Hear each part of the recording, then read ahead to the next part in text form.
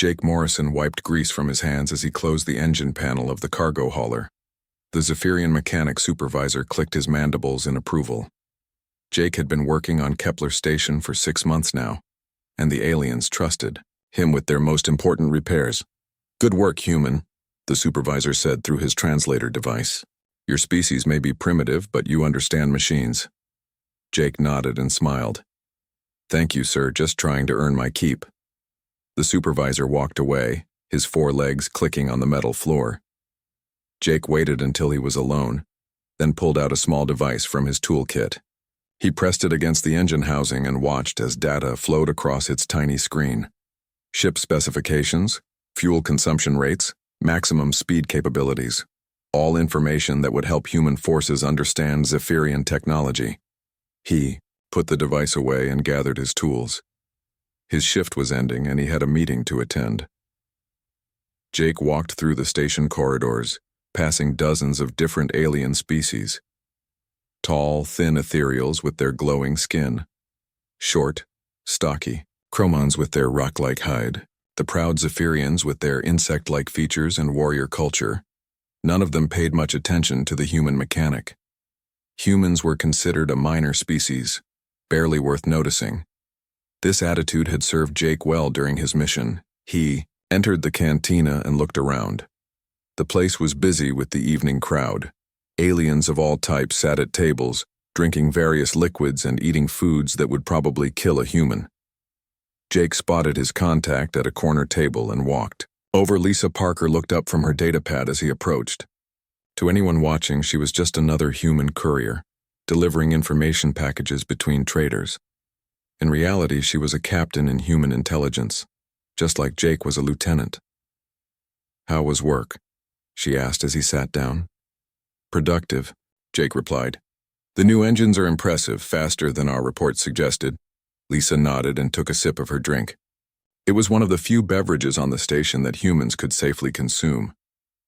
"I have news too. Big news." Jake leaned forward slightly. "Tell me." "I intercepted a military communication today. The coalition is planning something major, an attack on New Denver colony." Jake felt his stomach tighten. New Denver was home to 3 million humans. "When?" "Tomorrow. They have a new weapon. Some kind of plasma cannon that can punch through our shield generators. We need to warn them." "Already. Tried. Our communication array is being jammed. Someone knows we are here." Jake looked around the cantina more carefully. Several aliens were watching them, trying to be subtle about it. "How long do you think we have?" "Not long. Maybe an hour before they move on us." Jake finished his drink and stood up. "Then we need to get to the main communication center. Send a burst transmission to the fleet." Lisa gathered her things. "It will not be easy. Security around the comm center is tight." They left the cantina together, walking like 2 humans heading back to their quarters after a long day. But Jake could feel eyes following them. They were definitely being watched now. The station corridors were dimmer at this time of day. Most of the traders and workers had finished their business. Only security patrols and maintenance crews were still active. Jake and Lisa made their way toward the upper levels where the communication equipment was located. They took a service elevator, using Lisa's courier access codes to reach the restricted floors. The elevator hummed as it climbed through the station's levels. Jake checked his sidearm hidden beneath his work clothes. Lisa did the same with hers. "Remember," Lisa said quietly, "if we get separated, rendezvous point is Cargo Bay 7. Got it." The elevator stopped and the doors opened. The upper level was quieter than the main decks. Emergency lighting cast long shadows down the corridors. They moved carefully, avoiding the main walkways and sticking to maintenance passages. Jake had memorized the station layout during his months of work. Every vent, every service tunnel, every emergency exit. It was all part of his cover as a mechanic. No one questioned why he knew the station so well. They reached a junction in the corridor. The communication center was just ahead, but Jake held up a hand to stop Lisa. He could hear voices around the corner. Alien voices speaking in rapid, urgent tones. Lisa pulled out a small listening device and aimed it down the hallway. The device translated the alien speech into English through her earpiece. Her face went pale. "They know," she whispered. "They have our descriptions. They are looking for a human mechanic and a human courier." Jake cursed under his breath.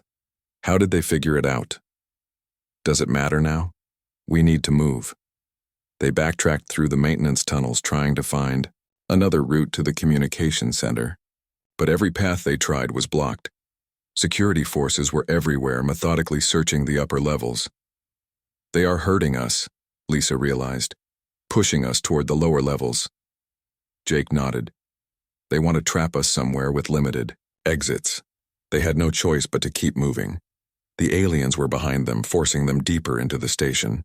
Jake led them through cargo areas and storage sections, places he knew from his work as a mechanic. Finally, they found themselves in a large storage bay. Metal containers were stacked high, creating narrow passages between them. There was only one exit, and they could hear alien voices getting closer. "This is not good," Lisa said, checking her weapon. Jake looked around the storage bay. It was exactly the kind of place where someone would make a last stand. Plenty of cover, but no way out except through the enemy. "Maybe it is exactly where we need to be," he said. Lisa gave him a strange look. "What do you mean?" Before Jake could answer, alien voices echoed through the storage bay entrance. Heavy footsteps approached their position. They could hear weapons being charged and equipment being moved into position. "Here they come," Lisa said, taking cover behind a large container. Jake took position across from her, behind another stack of cargo. They could see the entrance clearly from their positions. Whatever was about to happen, they would face it together. "Yuri," footsteps stopped just outside the bay. Then a voice called out, amplified by a translator device. "Human operatives, we know you are in there. You are surrounded. Come out with your hands visible and you will not be harmed." Jake and Lisa looked at each other across the narrow space between their hiding spots. Neither of them moved to surrender. The voice called out again. "You have 1 minute to comply. After that, we will come in and take you by force." Jake smiled grimly. Lisa saw his expression and realized he was planning something. She had worked with him long enough to recognize that look. It meant Jake Morrison was about to do something completely unexpected. Commander Vex clicked his mandibles in satisfaction as his forces surrounded the storage bay. The human operatives had nowhere to run now. After months of investigation, they had finally identified the spies who had been gathering intelligence on coalition operations. The commander was a veteran of many battles. His chitinous armor bore the scars of combat against 3 different species. Capturing these humans would bring honor to his name and valuable intelligence to the coalition. "How many soldiers do we have in position?" he asked his lieutenant. 30. "Warriors, Commander. Zephyrians, Chromans, Ethereals, and Vorthak. All armed with pulse rifles. The humans have only basic sidearms." Commander Vex nodded. "Excellent. These humans have caused enough trouble. Today their spying ends." He activated his translator device and called out to the storage bay. "Human operatives, we know you are in there. You are surrounded. Come out with your hands visible and you will not be harmed." There was no response from inside the bay. The commander waited, counting the seconds in his head. He had given them 1 minute to surrender. After that, his soldiers would storm the position and take the humans by force.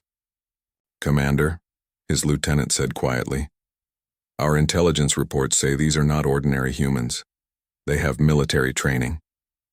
"All humans have some military experience," Commander Vex replied.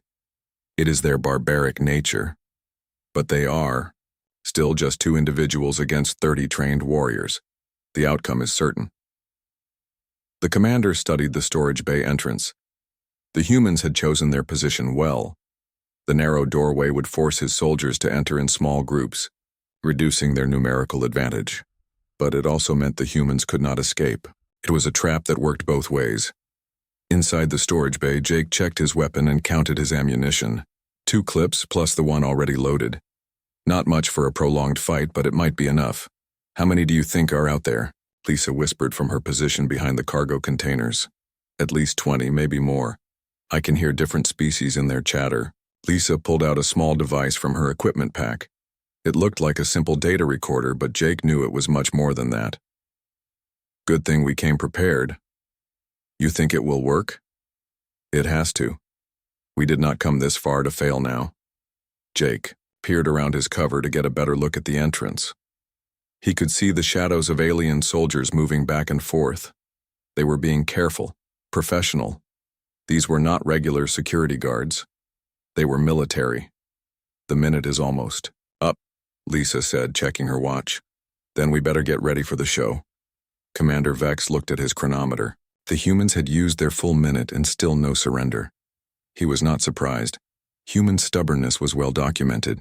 They would rather die fighting than submit to capture. Prepare for assault, he commanded. First squad, advance through. The entrance. Second squad, provide cover fire. Third squad, watch for escape attempts. His soldiers moved into position. The Zephyrians would lead the assault, their natural armor providing protection against human weapons. The Chromans would follow, using their size and strength to overwhelm any resistance. The other species would provide ranged support. Commander, the lieutenant said, should we try to take them alive? If possible, yes. But do not risk our soldiers for the sake of human prisoners. If they resist, eliminate them. The commander raised his weapon and signaled his troops. Begin assault. The first squad of Zephyrian warriors charged through the entrance, their weapons ready. They expected to find two desperate humans hiding behind cargo containers, probably preparing for a hopeless last stand. Instead, they found something they had not expected. Jake Morrison stepped out from behind his cover, hands raised but carrying something small. He was not pointing a weapon at them. He was not even taking cover. He was standing in the open, completely exposed to their fire. Wait! Commander Vex called out, confused by this development. His soldiers stopped their advance, weapons still trained on the human. You are surrounded! Jake shouted back toward the entrance. The Zephyrian soldiers looked at each other in confusion. Some of them chittered nervously. Was this human mentally unstable? Did he not understand his situation? Commander Vex stepped into the storage bay, flanked by his bodyguards. More soldiers poured in behind him, taking positions around the room. Soon 30 alien warriors had the storage bay completely covered. Human, the commander said through his translator, you are clearly outnumbered 30-2. We have superior weapons and armor. You are surrounded. That was when the second human appeared. Lisa Parker emerged from her hiding spot, also with her hands raised but holding a small device. She moved to stand next to Jake in the center of the storage bay. Neither human looked afraid. In fact, they both seemed strangely calm. By what? Lisa called out, her voice echoing off the metal walls. Targets or witnesses? The question hung in the air like a challenge. Several of the alien soldiers shifted uncomfortably. There was something about the way these humans were acting that did not make sense. Commander Vex studied the two humans carefully. They were not behaving like captured spies. They were not desperate or frightened. Instead, they seemed confident, almost amused.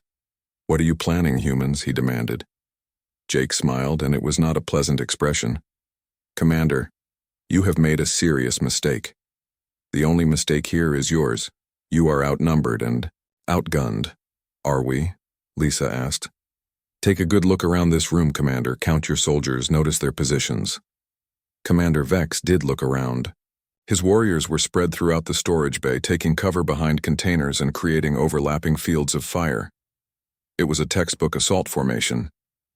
He saw nothing wrong with their positioning. I see 30 trained soldiers with advanced weapons, he said. Exactly, Jake replied. 30 targets, all conveniently gathered in one place. The words sent a chill through the alien ranks.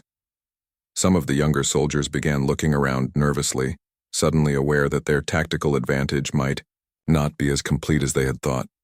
You speak of targets, Commander Vex said. But you have only sidearms. We have pulse rifles and combat armor.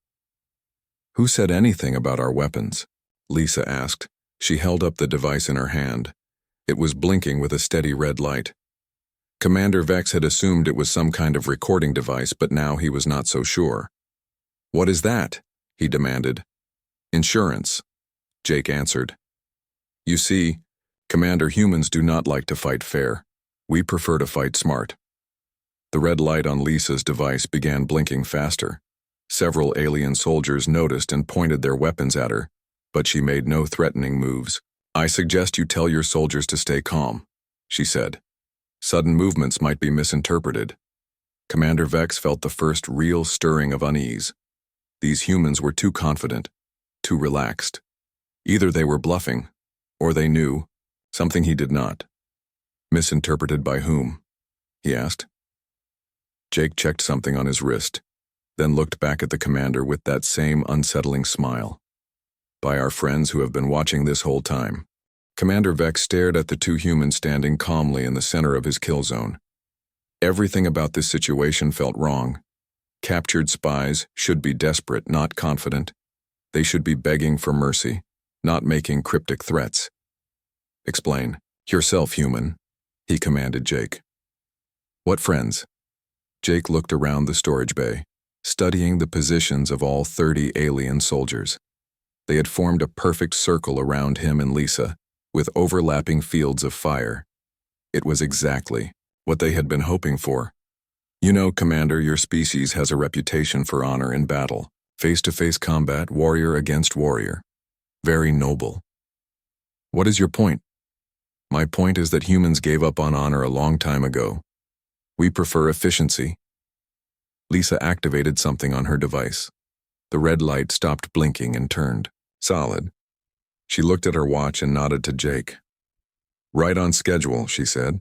Commander Vex was losing patience. Enough games. Surrender now or my soldiers will open fire. You really should reconsider that threat, Jake said.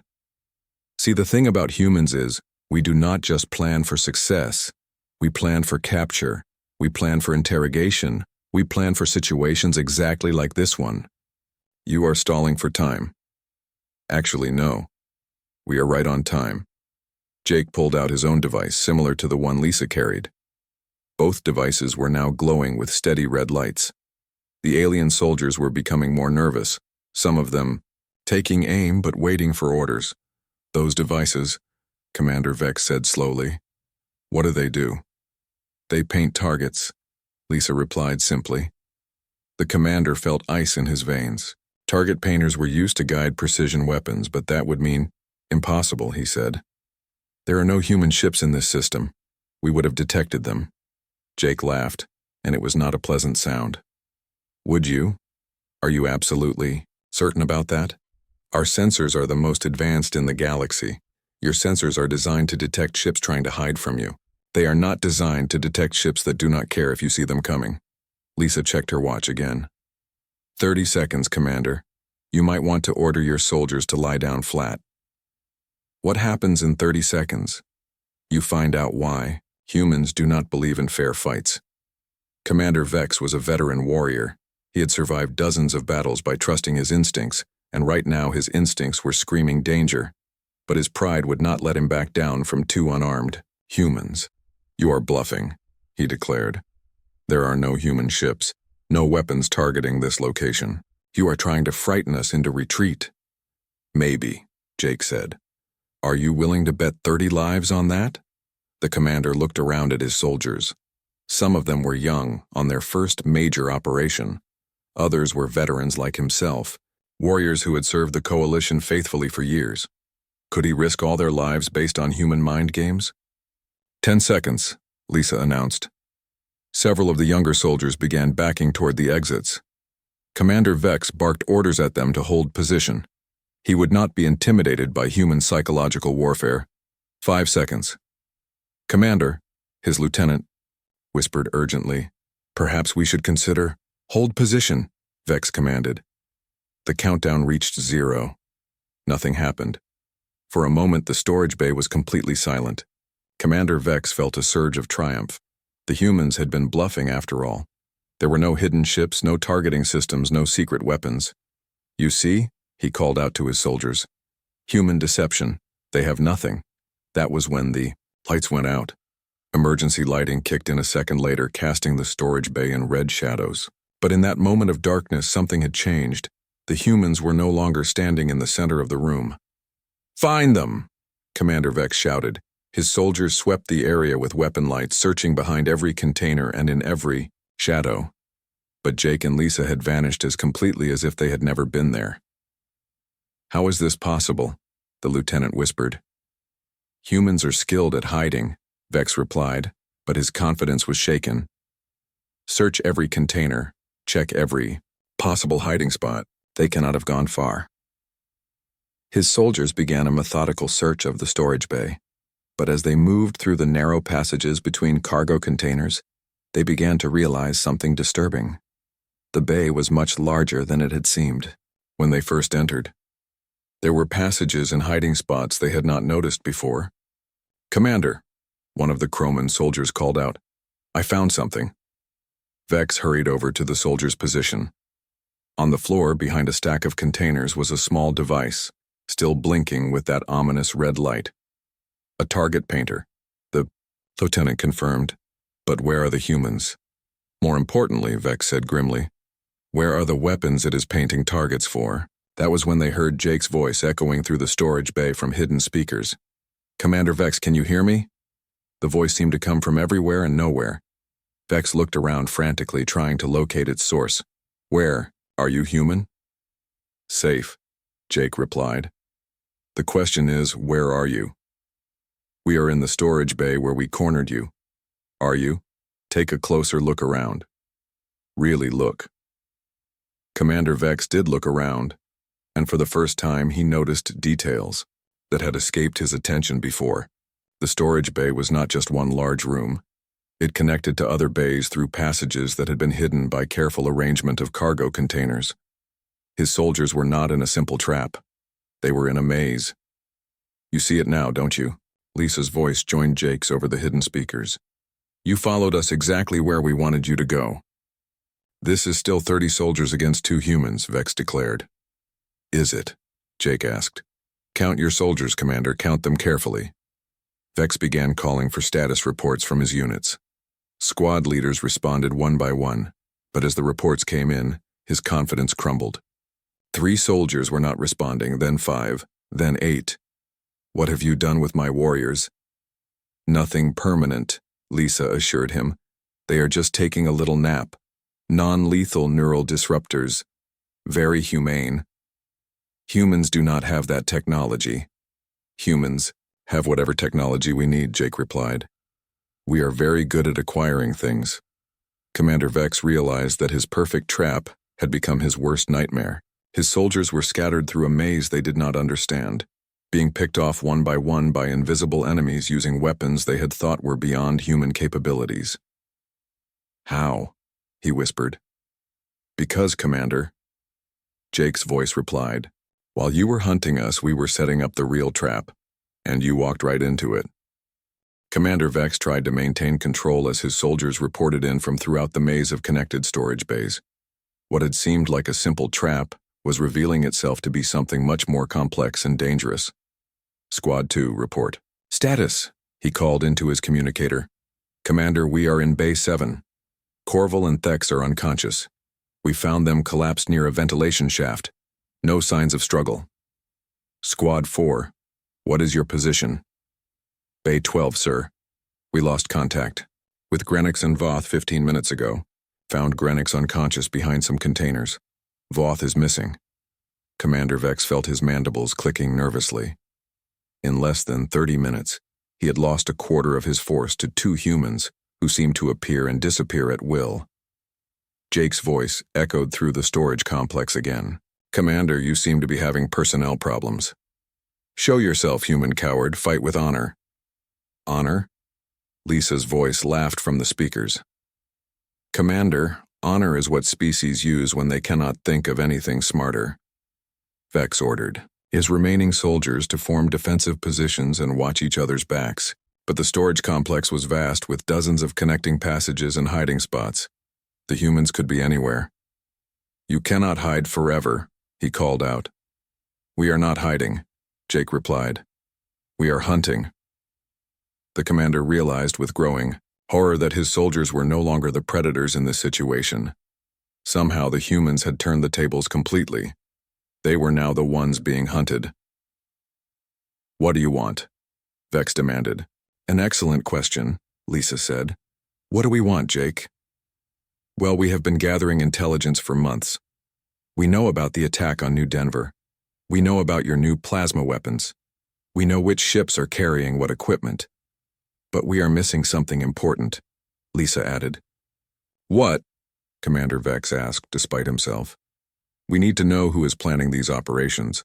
The commanders, the specialists, the technical experts, the people who actually matter." Jake's voice took on a satisfied tone. "And then you very kindly gathered all of them in one convenient location for us."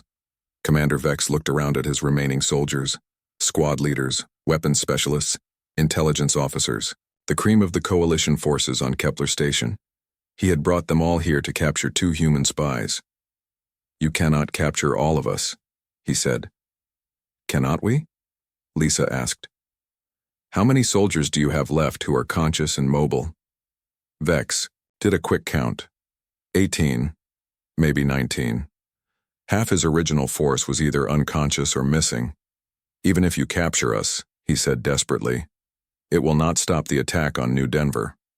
"About that," Jake said, "we have some good news and some bad news." "What do you mean?" "The good news is that the attack on New Denver will proceed exactly as planned. Your ships will arrive on schedule, your weapons will be ready, your tactics will be implemented perfectly." Commander Vex felt a moment of confusion. "Then what is the bad news?" "The bad news is that the humans will be expecting you." Lisa's voice joined in. "See, Commander, while you were hunting us down here, our real mission was already complete. We transmitted everything to Human Command 6 hours ago. Ship positions, weapon specifications, attack plans, even the personal habits of your commanders." "Impossible. We jammed your communications." "You jammed the communications you knew about," Jake corrected. "Humans are very good at building redundant systems." Vex felt the walls closing in around him. Not only had he failed to stop the human spies, but he had also walked his best people into a trap. "What do you propose?" he asked. "Now that is a more productive question," Lisa said. "Here is what is going to happen. You and your soldiers are going to surrender peacefully. You will be treated well according to human standards for prisoners of war. And in return? In return, you get to live. More importantly, your soldiers get to live." Jake's voice became more serious. "Commander, we know you care about your warriors. We have been watching you for months. You are a good leader who tries to minimize casualties. Do not throw away their lives for the sake of pride." Commander Vex looked around at his remaining soldiers, young warriors who trusted him to bring them home safely, veterans who had served faithfully for years. Could he sacrifice them all for his own honor? "How do I know you will keep your word?" he asked. "Because humans do not gain anything by killing. You?" Lisa replied. "Dead prisoners provide no intelligence. Living prisoners can be exchanged, questioned, studied. From our perspective, keeping you alive is much more valuable." "Besides," Jake added, "killing you all would just make the coalition angry. Capturing you makes them worried. Which do you think is more useful to us?" Commander Vex had to admit, the logic was sound. Humans were known for their practical approach to warfare. They would indeed find living prisoners more valuable than dead enemies. "I want guarantees for my soldiers," he said. "Medical care for the wounded, food and shelter, according to their species requirements, eventual prisoner exchange when the war ends," Lisa promised. "And if I refuse?" Jake's voice turned cold. "Then we continue hunting. Your soldiers keep disappearing one by one until none are left. The outcome is the same, but much less pleasant for everyone involved." Commander Vex knew he was beaten. The humans had outmaneuvered him at every turn, turning his moment of triumph into complete defeat, but he could still save his soldiers. "I need time to consider," he said. "You have 5 minutes," Jake replied. "After that, we resume operations." The commander opened a private channel to his lieutenant. "What do you think?"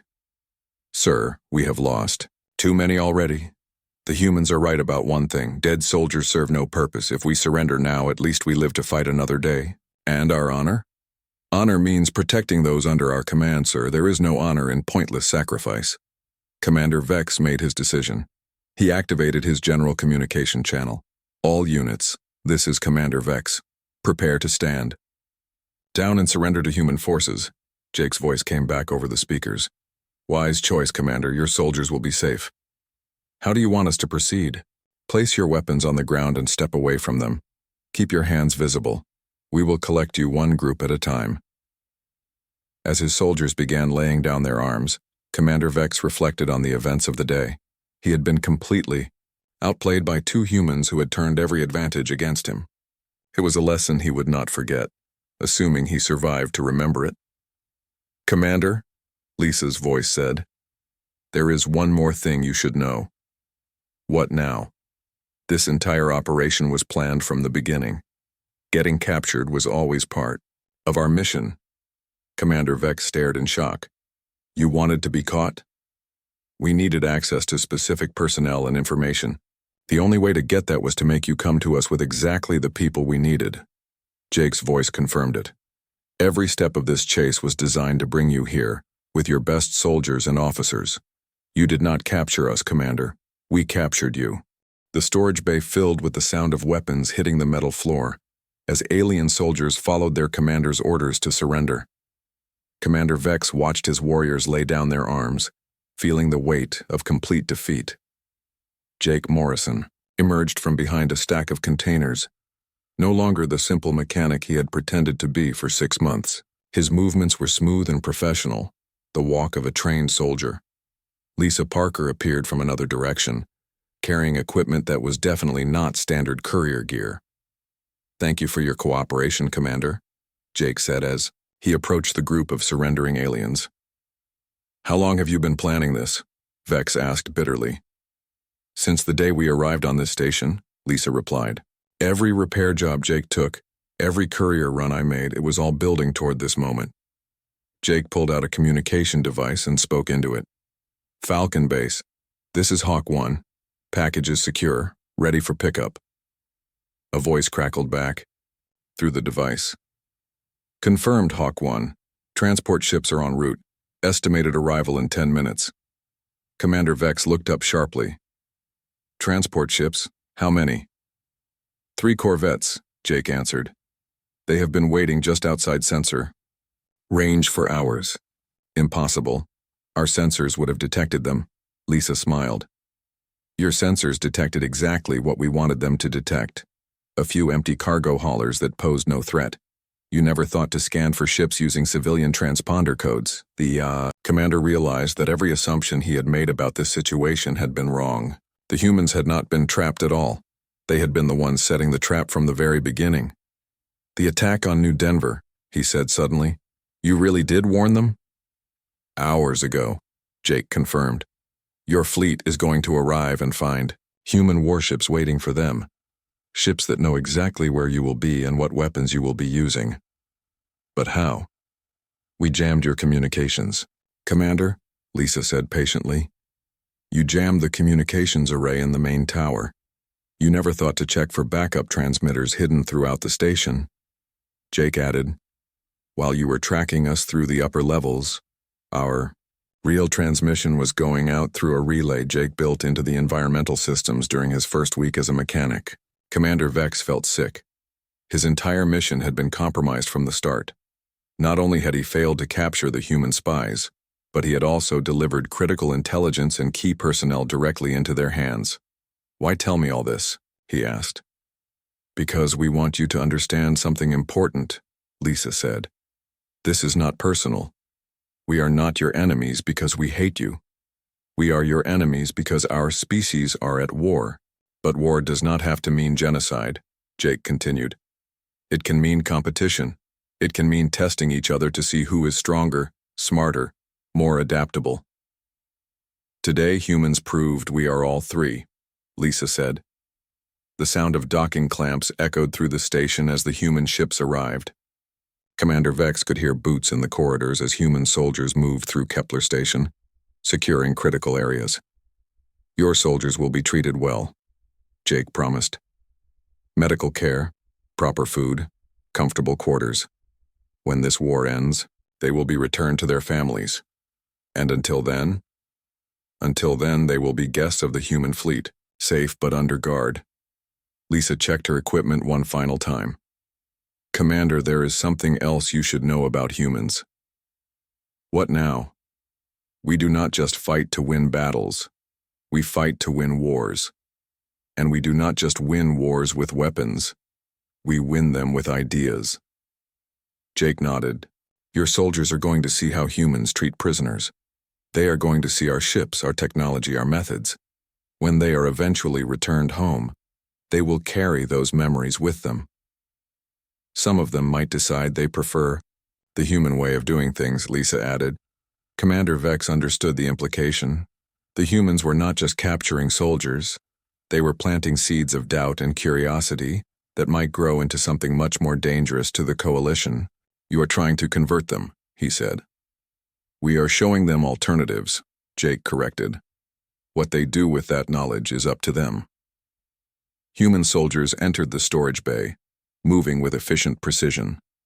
They carried non-lethal restraints and medical scanners checking each alien prisoner for injuries before securing them for transport. One of the human officers approached Jake and Lisa. Sir, ma'am, the station is secure. We found 12 more coalition personnel in the command, center and communications array. All surrendered without resistance. Excellent work, Lieutenant, Lisa replied. Any casualties? None, ma'am. The neural disruptors worked perfectly. All targets recovered consciousness within normal parameters. Commander Vex watched as his soldiers were helped to their feet and escorted toward the human ships. The human soldiers were professional and courteous, treating their prisoners with a respect that surprised him. This is not how I expected humans to behave, he admitted. How did you expect us to behave? Jake asked. Like barbarians. Like the savage species. We were told you were. Lisa laughed, but not unkindly. Commander, every species thinks every other species is savage. The trick is learning to be savage in smart ways instead of stupid ways. Is that what this was? Smart savagery? This was human problem-solving, Jake said. We had a problem. We needed intelligence about coalition operations and access to key personnel.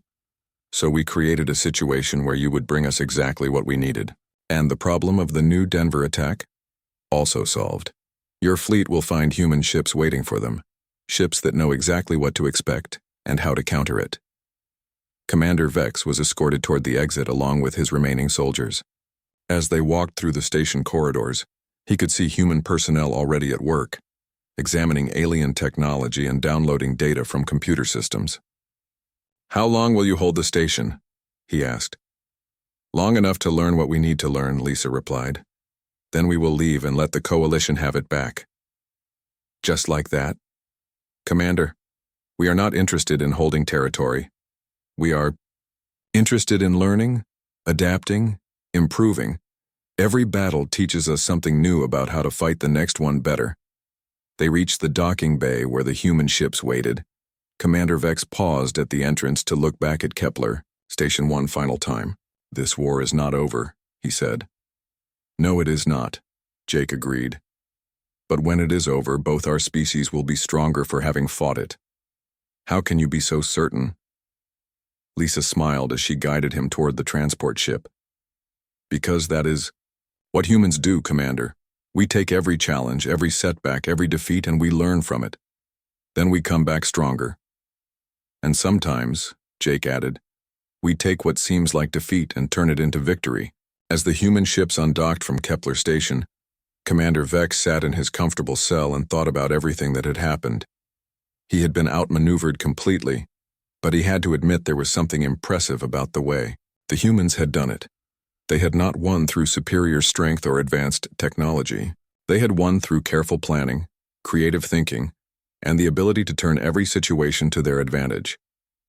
Perhaps, he thought, the coalition had underestimated these humans.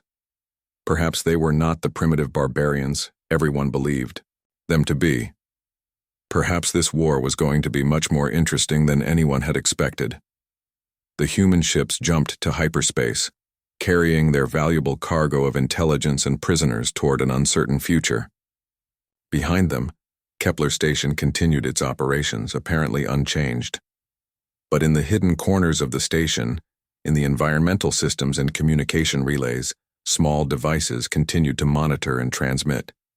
The humans were gone, but they were still watching, still learning, still planning their next move in a war that was far from over.